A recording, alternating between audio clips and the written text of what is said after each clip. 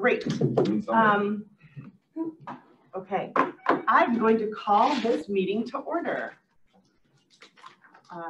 Welcome everyone. Teresa, will you please do a roll call? Member Desart. Member Garcia. Here. Member Hart. Here. Chair LaPlante. Here. Vice Chair Rutledge. Here. Member Selman. Here. Wonderful. Okay, approval of the minutes. Do I have a motion to approve the minutes? So moved. Second. Thank you. Thank you.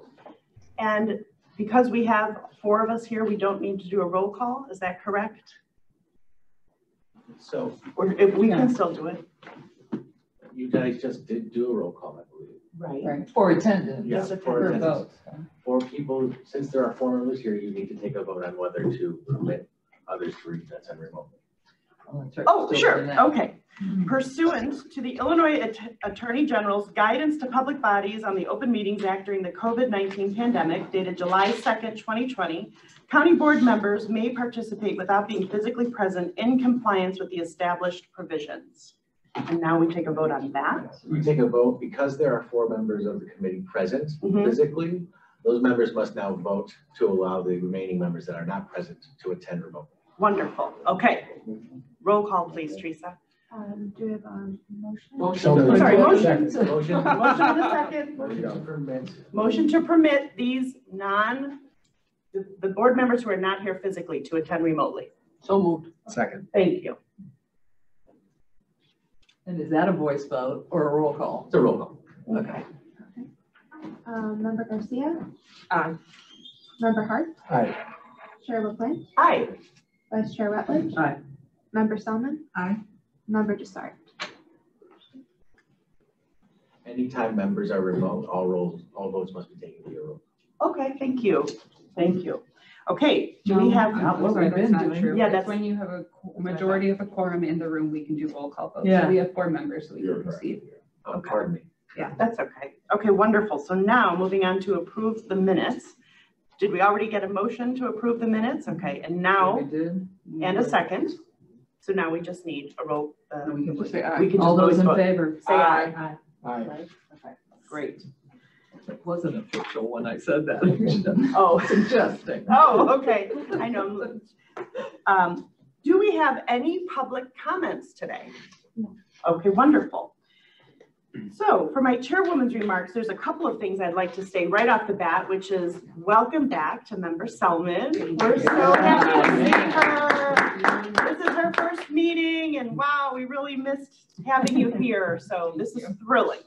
And also, we would like to wish Teresa good luck and farewell. She is moving to a new position with the Lake County Board. This is her last meeting, and her last day is Friday. So thank you, Teresa. We're really going to miss you. Thank you.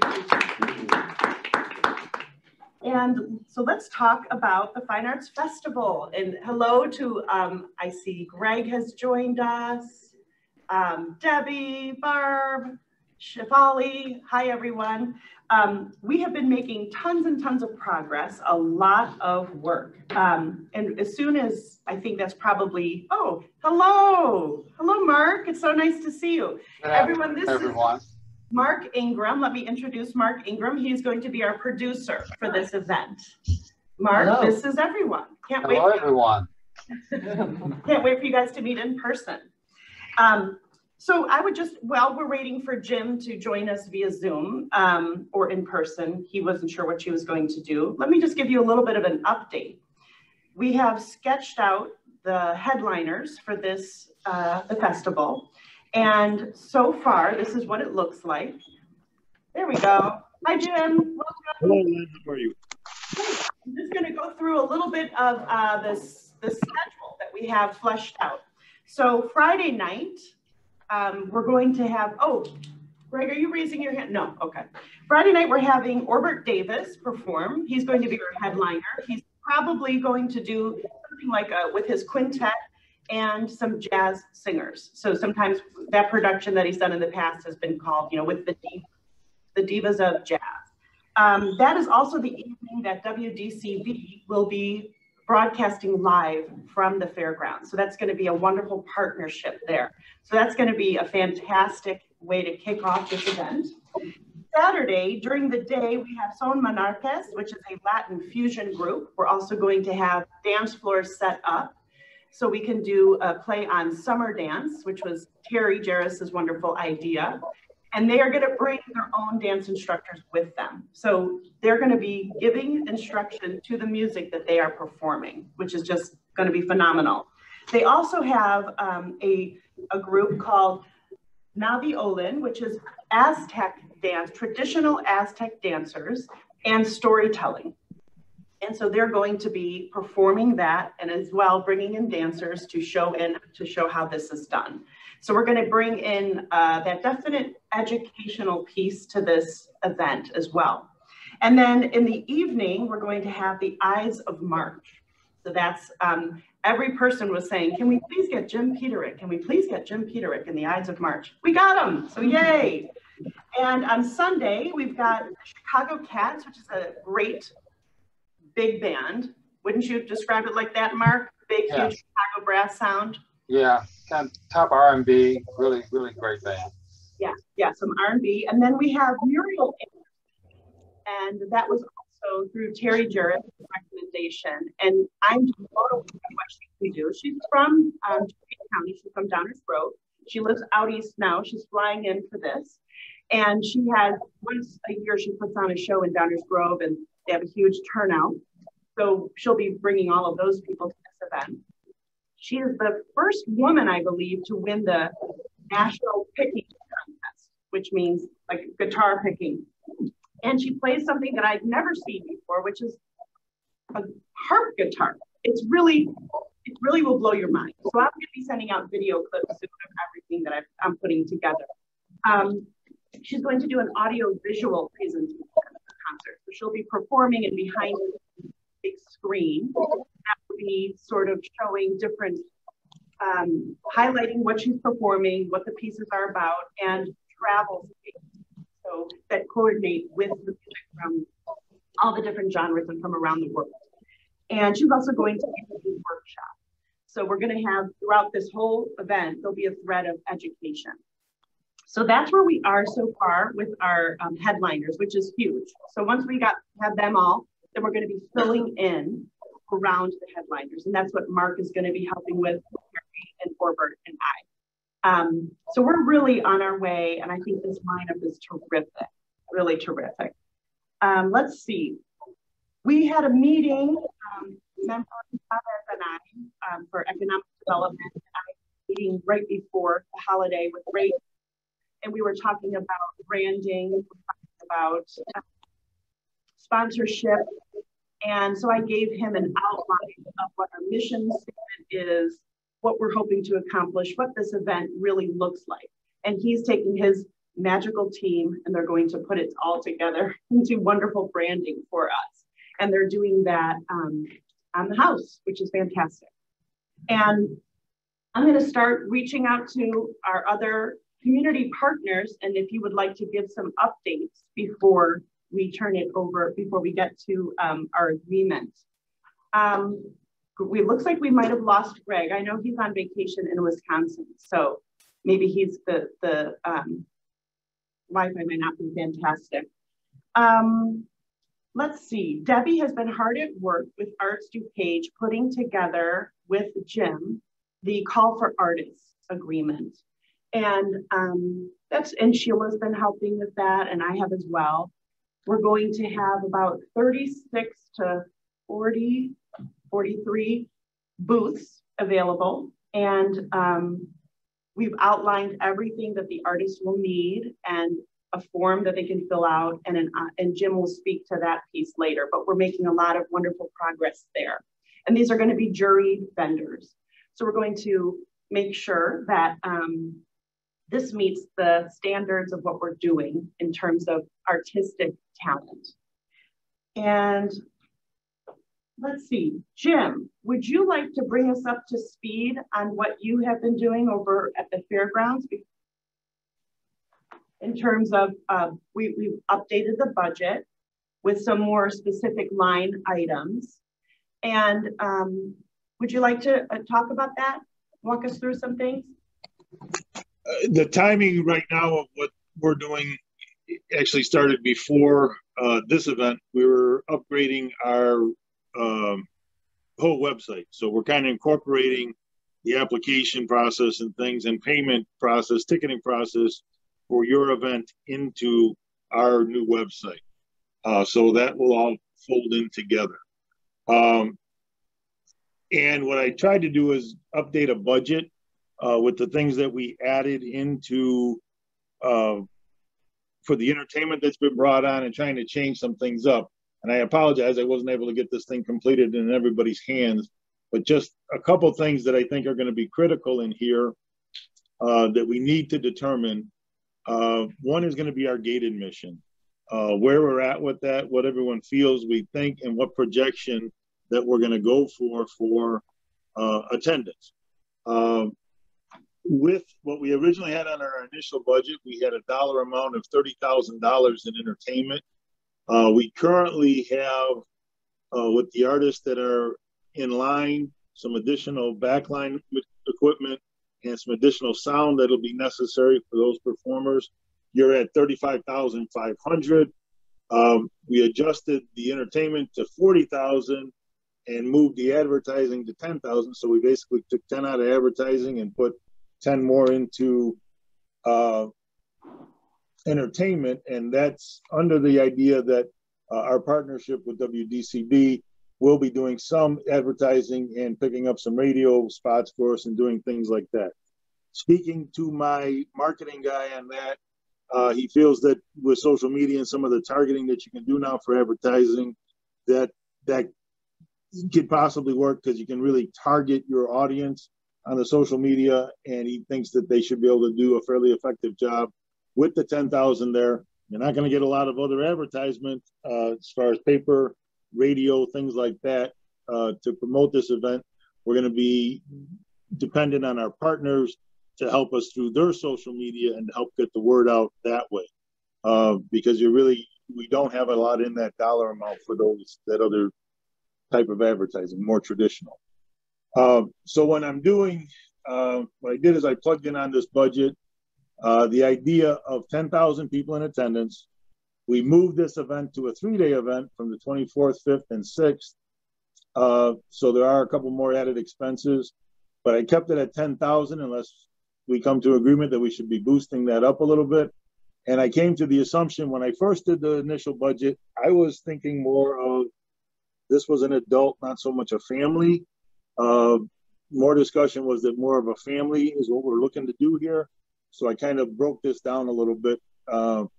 And I went to a $20 ticket for adults, a $10 ticket for children, and then we could hybrid that somehow and do a family pass. We can move some things in here, but just from budgeting, I split our 10,000 in half at children's rate, half at adult rate. And admission at the gate makes a big difference. Our initial budget, we had $5 per ticket in it. That was from the initial discussions. If you go 5,000 people at $10 or 5,000 more at $20 over the 3 days, your admission at the gate is $150,000. So it's quite a bit up from our initial. 40 artisans, which we dropped. We also dropped, I had initially the booth price of $200. Discussion was that we want to entice these people to come first time out of the box, get the people there for a 3-day event at $125 per vendor booth is very attractive. I would think many people would be interested in that. That's not much investment for a 3-day opportunity to sell your product. So that comes out to $5,000, which is again a drop in revenue. And then in beer and wine sales, initially, like I said, I did an adult participation. You know, Hey, Jim? Jim? Yes. For some reason, your sound just went out a little bit. You were good for a while, but then it changed. Okay, I'm sorry. Still sound like you're in a tunnel. Is it back? No, not yet. Let me see. There you are. There you are. Okay. Now I can hear you. So we adjusted. No, No, sorry, we lost you again. He's like right now. Yeah, can you move the yourself? Oh, And that could be part of the problem. Jim, can you talk now? No, can you talk closer into the mic? Okay. Okay. Okay, so by increasing the gate admission and the other adjustments, our total revenues come out to like 197,400. That could be aggressive on the gate admission, but that's going to be a decision that we make on a projection of what we want for a pricing and what we believe attendance is going to be. On the expense side, what changes there is mostly your entertainment. You're going to have a little increase on security because of the third day, and you're also going to have an increase on the maintenance because of the third day. The tents actually went down because we were able to reduce from our initial picture of what we were going to do, reduce some of the tents. So we're down 3,000 there.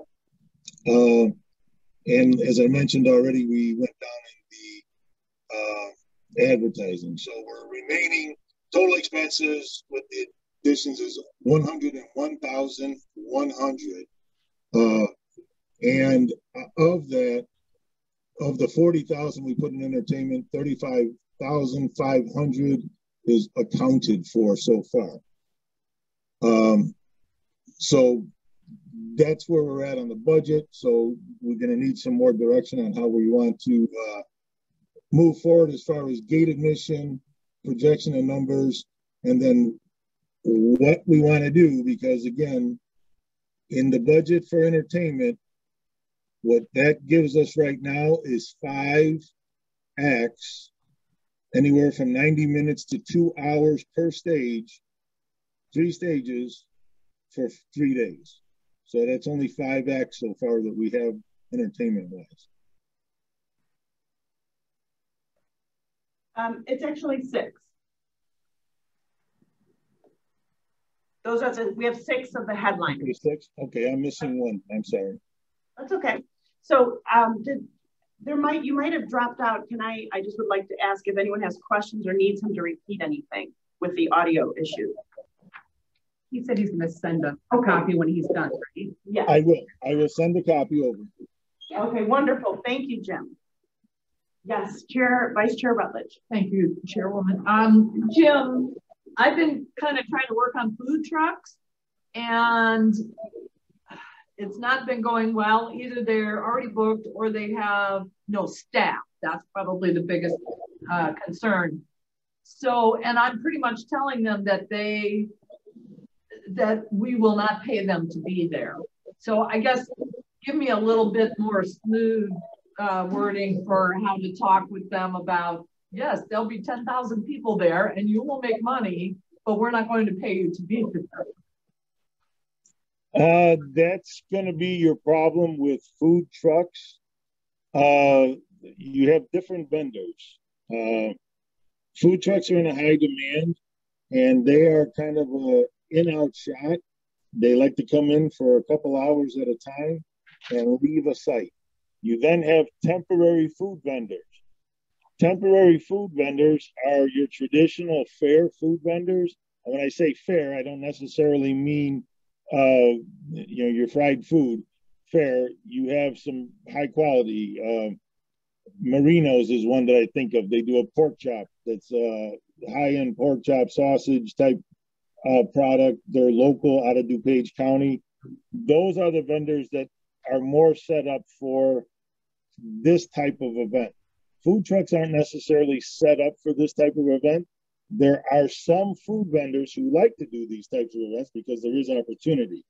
But your traditional food truck operator does not necessarily do these events. They're a quick hit operation. They go in for 2 to 3 hours at a shot and they're out. And they get rid of their stock and their supply. They're not big on doing 3-day, multiple day events, the food trucks. So we got to be reaching out to different vendors who are going to come in, set up a space, and be here over the 3-day run of this event. Well, I have found a couple of food trucks that were like, we would love that, but we're already booked. Let's see how that shakes out. So yeah, you will find some that will do it, but a lot of them don't like it. They don't like to do these events. Okay, so we're gonna, thank you, Jim, for that explanation. So we'll just tweak that a little bit and go more towards the food vendors. Yes, Member Solomon. I would say too, I've noticed a lot of the 4th of July events came back in the villages. So you could probably look at what their vendors were for some ideas. Like Addison, Woodville, Bensonville, at least my district had like very large, cool events in the last couple of weeks. So. Marino's Deli. Okay, Did my wonderful. son's grad party. Okay, great. And there's been I've been talking to a lot of different caterers, and we're just playing a lot of phone tag because obviously this was a busy weekend for them. But yes, definitely moving more towards the food vendors away from trucks is going to be just fine. And to Jim's point, better served for this type of scaled event.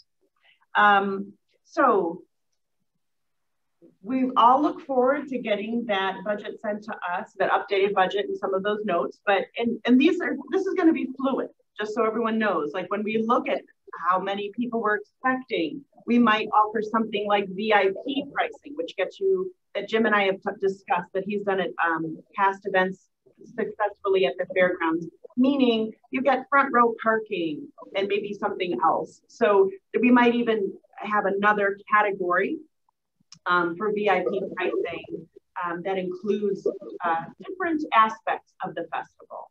But we definitely, we did a lot of research of looking at the Frida pricing and let's see, a timed ticket there.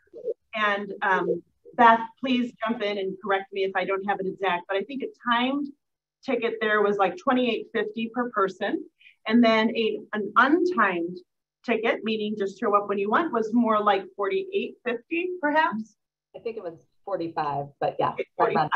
Yeah, so people are very willing, and obviously that's sold out. So if you put on a wonderful event, people are willing to pay that. And we have to just understand that that's what this is. This is a high level event. So we might even, this is where we're starting. We're just adjusting these prices. They might be tweaked. Okay, so those are my updates and discussions. We've also been talking with COD about getting them involved and with the MAC and finding ways that we can have more community partners involved in terms of sponsors, having highlighting what they have to offer in terms of the arts and education. And another one that we're looking into, Terry, is Drury Lane and having them come out and do a musical theater performance, like a sort of a greatest hits type of a thing. So we've got all of these still lined up, and it's just going to keep adding and adding. But these are the groups that we have contracts for and we're ready to sign. So still a lot in the hopper, and there's going to be a lot more updates coming. So if anyone else has anything to add to this from our members that are Zooming in with us, please let me know, and we'd love to hear from you. Yes, Beth. So as soon as we can get all of the information with these folks, I would love to have that. With, once you sign contracts. I heard you say that you're flying somebody in, so I'm happy to create what's called a MediaMax link. So if anybody needs hotel rooms, we could put out a link for that and find out what hotel rates are out there in close proximity to the fairgrounds so that we can really offer some convenient options for guests from all over the different price ranges that they're looking for.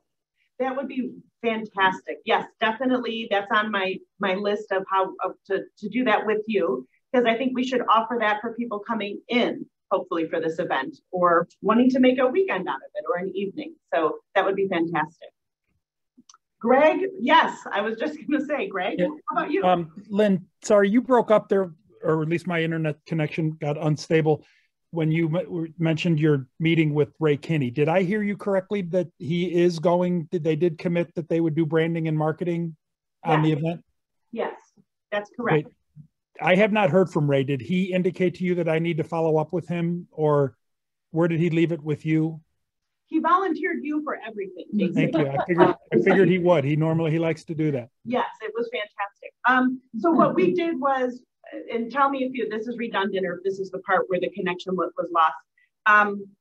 I sent him a list and a sort of an overview and a mission statement and what we're hoping to accomplish. And I just sent him a document with all of that in there. He says he's taking it, and they started working on it immediately, like that next day, in terms of coming up with a branding plan. And he and I have a phone call scheduled for early tomorrow morning for next steps, but he's been doing all sorts of connections just since we last talked between Member Chavez and I and other community partners and possible sponsors. So he's working on that now. Okay. Yeah. And then I hate to be rude, Lisa and I have a 1:30 economic development recruitment call for a business that's considering DuPage County. So we're going to have to drop off, but I will continue down the path of sponsorships and working with the business community. And like Beth said, any information that becomes available, if you could send it to us, we will certainly push it via our media channels. You got it. Thank you so much, Greg, for all your help. Thank you. Sorry, I got to go early. No worries. Good luck. Economic development never sleeps. Bye. Okay, so let's move on to the agreement. And let's see. Everyone has this in front of them. This was gone over. I know that we have Nick here that can answer any questions anyone has, and then we're going to take a vote to approve this intergovernmental agreement. And so it goes to next week, it'll go before finance and the full county board for approval. So does anyone have any questions about this agreement first? I'll make a motion to approve if you want to. Okay, great. Motion second first. I'll second. Okay, thank you. Thank you very much. All right.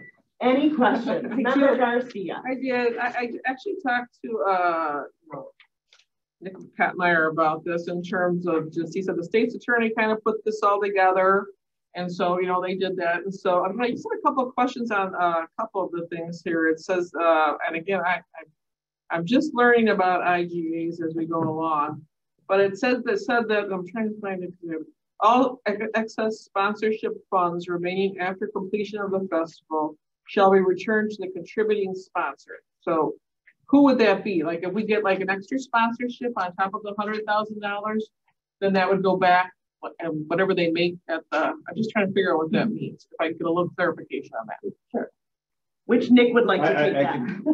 I can definitely, I mean, if you'd like, Chair LaPlante, I can kind of go through some of the highlights of this if you'd like that. That would be fantastic. Kind of walk Thank through. you, Nick.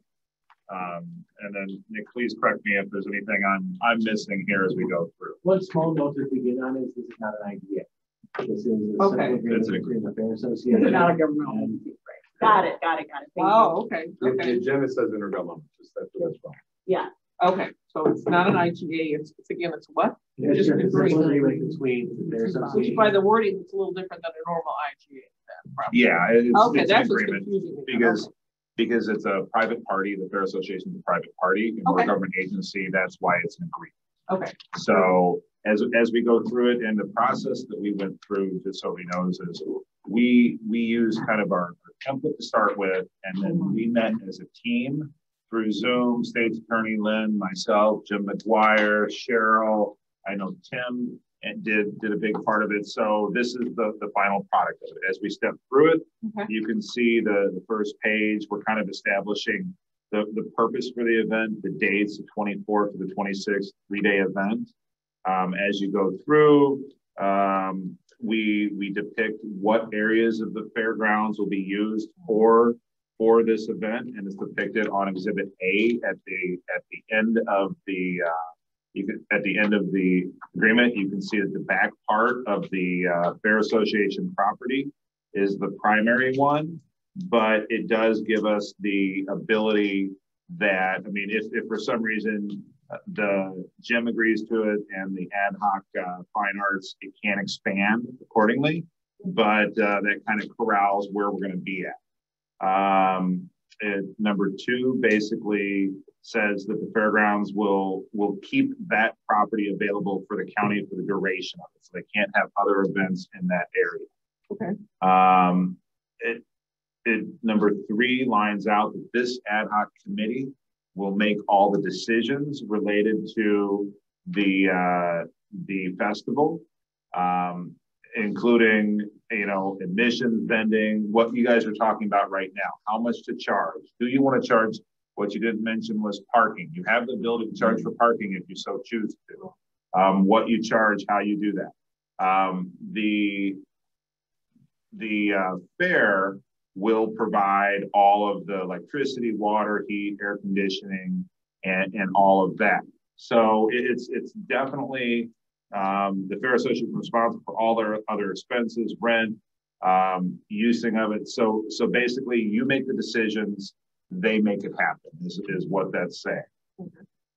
And number 4 is a very important part of it, and this is one where we definitely, we changed a lot to come up with the needs of it. This is a unique situation, the event, how we're doing it. So the board, this committee and the board approved up to $100,000 of funding for this event.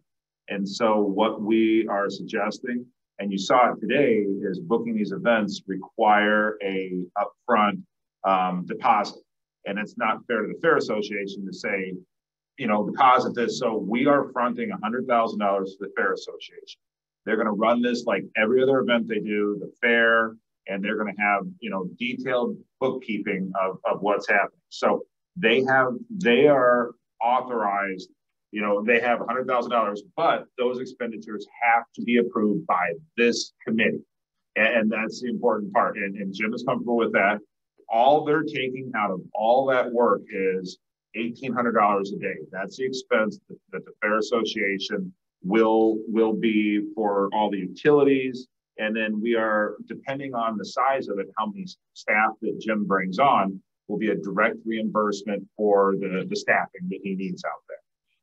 All the other expenses will be no markup, no nothing. So they're making $1,800, and that's just kind of hey, what's their liability insurance? What's their utilities?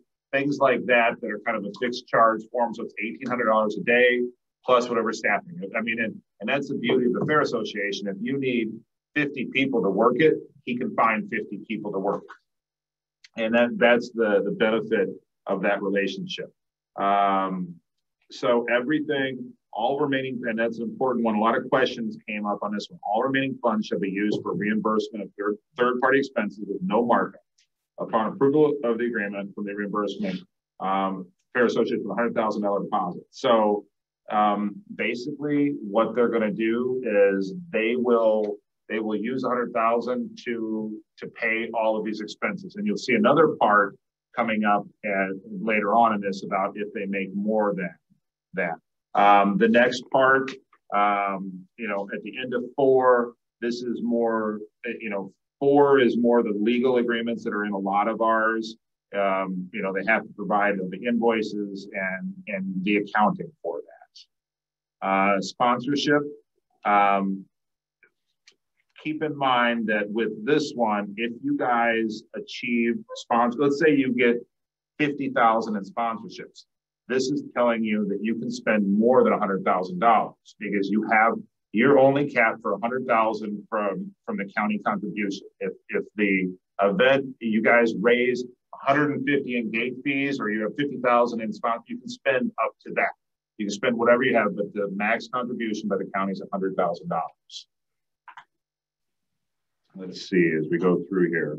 Revenue. So the really important part of this one is that all of the revenue coming in, there's going to be different streams. You're going to have the sponsorship, that money will flow to the Fair Association. Gates flow to the Fair Association.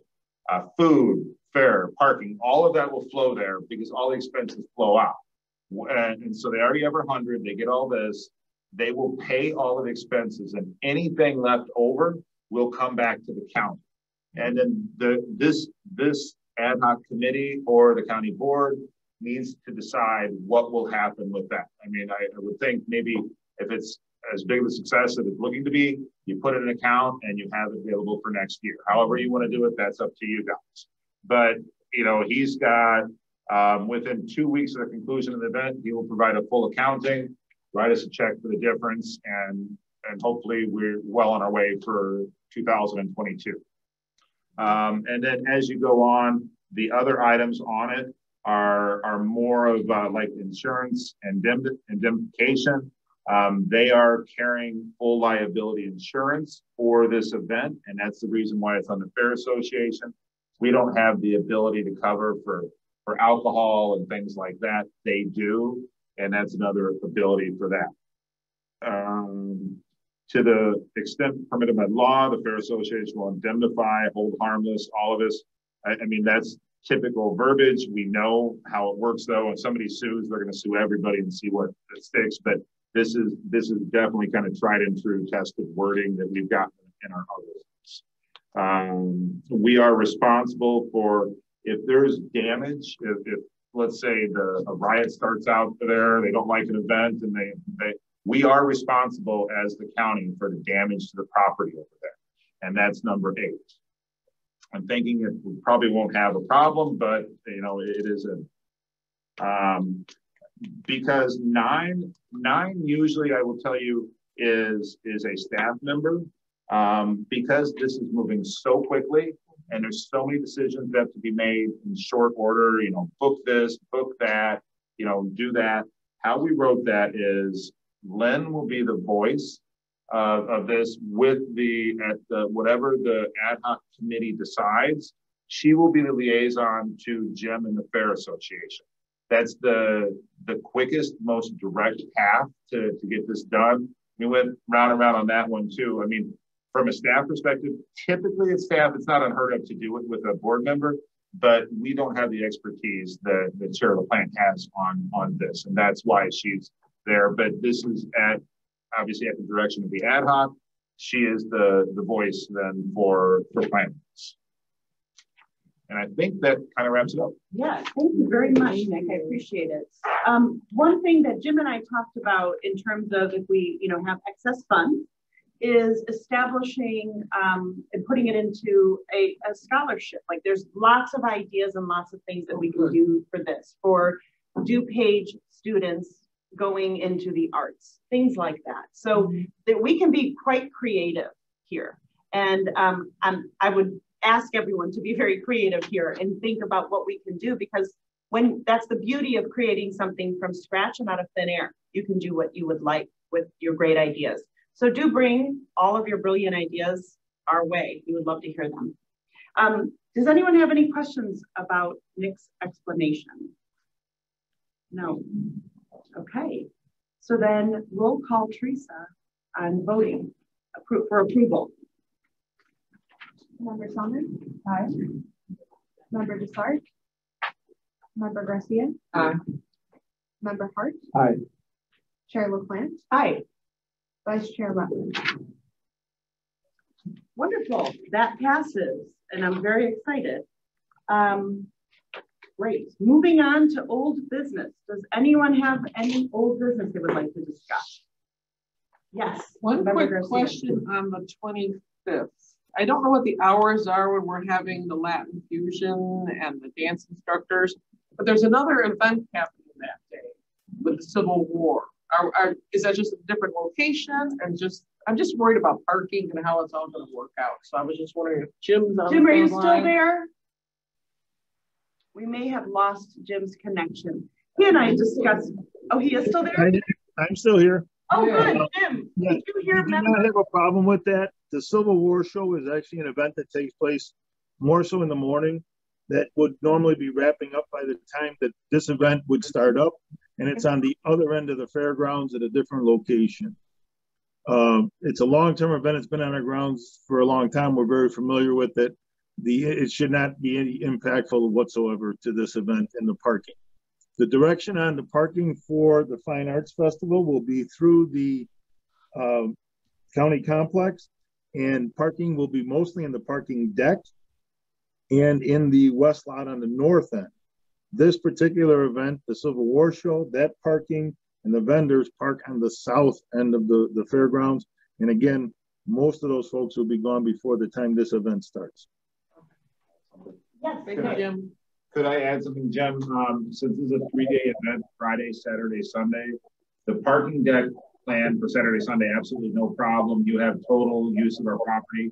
The Friday we might have to consider an alternative, just because that deck is going to be fairly full with the court activities. So, I mean, obviously, if you have a nighttime, once it clears out, but that's going to be difficult to park anybody in that deck during the day Friday. If it's just Friday night, absolutely. It's just Friday night. Yeah. Yeah. Dictate our start time. Yeah. Exactly. exactly, because we weren't planning on having it Friday during the day, just starting it for the evening. So we can tweak that. If you have parking by 5:30 or 6, you're absolutely fine. Wonderful. Okay. Okay, great. Yes. And just similar to this topic, having a delineated area for rideshare. I don't know, everyone might not drive great themselves, idea. so that is a great idea. Think about. Okay, for sure. I'm writing that down. Yes, wonderful. Like how we just came in last night at O'Hare. Go to the green zone for your Uber ride. Wonderful. So and we will include that like in that packet of information or to all of our partners when we're sending out information. We can set that up so there's like a ride share designated area for drop off and pick up. Great idea. Thank you. Anyone else have any other questions or comments? No? Okay. Moving on to new business. Anyone have any comments for new business? Okay, seeing none.